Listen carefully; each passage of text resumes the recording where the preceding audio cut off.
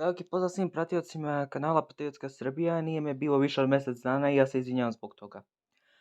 Postarat ću se da u buduće budu češće klipove, pošto ću imati sad vremena, pošto nemam više škole niti ispita. Zamolio bih vas da svi zapratite ovaj YouTube kanal, malo nam fali do 100 pretplatnika i uživajte. Danas ćemo govoriti o Petru Gojnikoviću. Što se tiče Petra Gojnikovića, on je bio jedan od vladara Srbije u periodu između 9. i 10. veka, period 9. i 10. vek, živeo je u periodu od oko 843. ili 846. u zavisnosti od izvora, pa sve do 917. On je bio sin Gojnika, jedan od vladara Srbije, ranije, koji je bio protjeran u Hrvatsku, tadašnju, jer se pobunio protiv srpskog kneza Mutimira. Što se tiče Petra, on je zbog osvete se 892. vratio u Srbiju i izbacio je Pribislava, Brana i Stefana, koji su inače Mutimirovi sinovi. 895. godine Bran je podigao pobunu protiv Petra zbog osvete da bi preuzeo vlast, ali nije uspeo, a Branov brat Klonimir je pokušao to isto, međutim nije uspeo. Petar je sklopio mir sa Bugarima i orodio se sa njima i nije se mešao u sukob između Vizantije i Bugarske. On je pokušao da sklopi savez sa Mađarima, a taj susret se desio u Paganiji. Međutim, taj savez nije uspeo, jer je za njega čuo Mihajlo Višević koji je preneo to Simeonu, a 917. Simeon obara Petra Gojnikovića i stavlja na vlast Pavla Branovića. A Petar se predao Bugarima i umro u zatočeništvu. Sad, ovo je nešto ukratko o njemu, ali ja ću malo da probam da više kažem o njemu. Što se tiče Petra, on je bio, kao što sam rekao, sin Gojnika. On je bio brat od srpskog kneza Mutimira i sin Vlastimira. Sin Gojnika koji je bio brat od srpskog kneza Mutimira i sin od Vlastimira. Sad, da ne bi pominjao puno, samo ću reći da je Vlastimir 849. ratovao s Bugarima i da je njegova vladavina završena godinu dana kasnije. Nasleđuju ga sinovi Bran, Stojimir, Mutimir, a bugarski car Boris je objavio rat Mutimiru 854. a rat se završio katastrofalno po Bugare. Petar je rođen u periodu 843-846. Tada su Stefan i Bran imao nešto otprilike oko 14 godina. Mutimir je svoju braću proterao u Bugarsku i u to vreme spominje Petar. Mutimir je Petar zadržao kao taoca, a kasnije Petar je pobegao u Hrvatsku.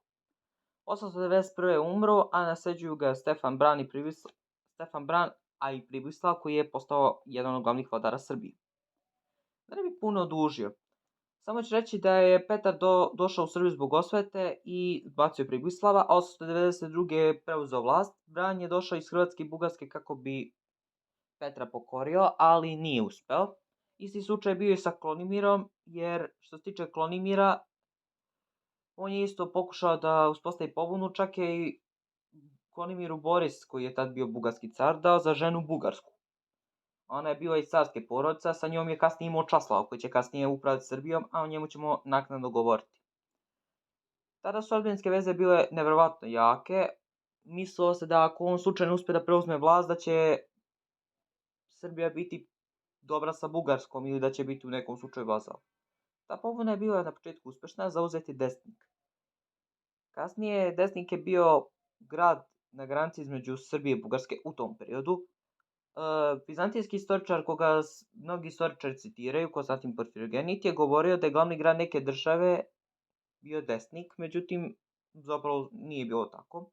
Petar je Klonimira porazio, a verovatno pominje se da je kod Desnika i narednih 20 godina je imao mir, zahvaljujući tome što je imao dobre odnose s Bugarima jer se okumio. Po navodima Konstantina Porfirogenita kaže se da je Simeon bio kum Petru. Zašto? A prema prevodu čuvenog istoričara Ferjančića kaže se da je Simeon postao kum Petru, a što se tiče oko 900. godine, Simeonov mlađi sin se zvao Petar i bio je budući bugarski car kasnije od 927. do 969. Da li je to kumstvo uticalo? Može biti, nije još konkretno utvrđeno. Što se tiče sukoba između Bugarske i Vizantije, ni tu neću puno da dužim, samo ću reći da je vizantijski car Lav VI Mudri, koji je preminuo 913. Kasnije ga je njegov sin Aleksandar nasledio i tada je došlo do krize koju je Simeon koristio i zauzeo Trakiju. Pominje se u izvorima da je Simeon se pojavio kod Carigrada, hteo je da opljačka Carigrad, jer je samo hteo krunu, želeo da se proglasi za cara. Tada je Simeon bio kan u tom periodu, tako da je car postao tek kada je uzeo krunu.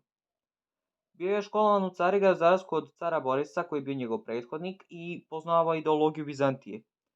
Tadašnji carigradski patrijah Nikola Mistik je priznao Simeona kao bugarskog cara i oženio je njegovu ćerku sa Konstantinom Prefirgenitom, carem istoričarom koga sam, kao što sam ranije pomenuo, mnogi istoričari danas uzmaju za stvarnog. Petar je čuvao neutralnost 917. godine kada je se Srbija uvukla u rat, a pre toga u februaru 914. majka od Konstante Porfirogenite zbacila Nikolu kao regenta, iako ga je pustila da ostane patrijarh. Poništena je odluka da Simeon bude car. To je razbesao Simeona, koji je maltene krenuo u pohod na Trakiju. Što se tiče tajnog saveza protiv Bugarske, samo ću reći da je Lav Rabduk, koji je inače bio grčki strateg, on se sastao sa Petrom u Paganiji, koji ga ubeđivao da sa Bugarima ratuje protiv Bugara. Međutim, to je bila fatalna greška koja je kasnije koštala Srbiju. Romeni su hteli da uspostave koaliciju, da se uspostavi takozvano zavadipa vlade. Mihajlo Višević, koji je javio Simeonu Mihajlo Višević, koji je obavestio Simeona vezano za sastanak koji je bio između Mađara i Srba na teritoriji Paganije, to je uradio iz ljubomore. To se može navesti u izvorima Porfirogenita, čak postoje i teze postoje da je on hteo da zavlada Srbijom u tom periodu. 1917. nakon bitke kod Anhajala, ne mogu da izgovorim ovo, pokušao sam da izgovorim, ali nisam mogao. Kada je Vizantija potučena, onda je Simeon poslao svoje vojskovođe Marmaja i Teodora da pokore Srbiju, što je se kasnije dogodilo. Naravno, sa njima je bio i Pavle Branović, koji kasnije je postao vladar Srbije. Što se tiče granice države, samo ću reći da je knez Petar držao Rašku, Bosnu i Paganiju, a Travunija je bila tada vazalna zemlja. Što se tiče Bosne, smatra se da je bio sastavni deo države još odavno, a u Travuniji su tada vladali Hvalimir, Čučimir, koji su vladali od početka 10. veka 931. mislim na Čučimira, i Hvalimira koji je vladao do početka 10. veka. Što se tiče čuvene bazilike u Martinićima, ona se nalazi na lokalitetu Gradine, blizu današnje Podgorice u Crnoj Gori. Nekada je bila na mestu Lontodukla, kako se tada zvala Podgorica, koja je pomenuta u Porfirogenitovim delima. Pronađena su iskopavanja fragmenata na grčkom jeziku koji su dovedena u vezu s Kitorom. Misle se da je mogao biti Petar Goniković. Natpisi su tada ukazivali da je to bilo za vreme vizantijske vlasti nad Duklijom. Izgradnja bazilike se pominje čak i za vreme Vasilija I, što se navodno povezuje sa pokrštavanjem Srba. Ostaci građevine su otkriveni tek negde u periodu druge polovine 20. veka, a ostatak istraživanja se obavio tek pred početak 90. godina 20. veka. 1989. budem precizniji. Eto, to vam je to što se tiče Petra Gojnikovića. To je ukratko, sam nešto pomenuo, ima o njemu se može nešto malo više pričati, ali eto, ovo sam ispričao nešto što je najvažnije o njemu. Ako imate vi neke predloge, pitanja, šta želite da bude u sljedećim klipovima, pišite u komentarima. Ko bude imao najbolju ideju, to ćemo praviti.